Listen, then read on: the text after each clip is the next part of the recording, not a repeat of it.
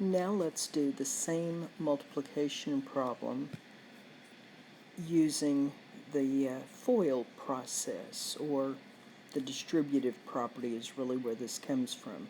So we're going to begin here by distributing the 20 through the second set of parentheses. So 20 times 30, I'm going to write it out, 20 times 30 plus 20 times 1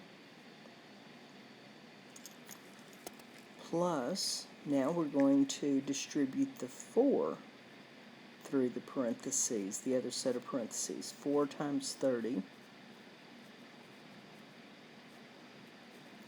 plus 4 times 1.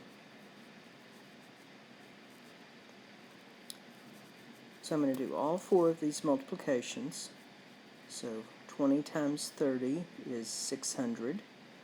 20 times 1 is 20. 4 times 30 is 120. And 4 times 1 is 4. So if we add these 4 numbers together, we're going to wind up with an answer of 744.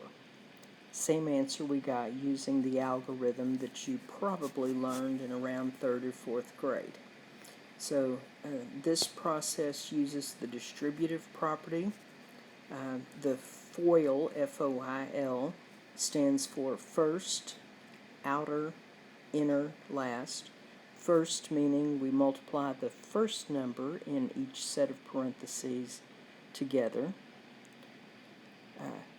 Outer means we take the numbers on the outside edges of the problem and multiply. Inner, we take the numbers on the inside of the problem, which would be the 4 and the 30, multiply them together. And then L stands for last, so we take the last number in each set of parentheses and multiply it together.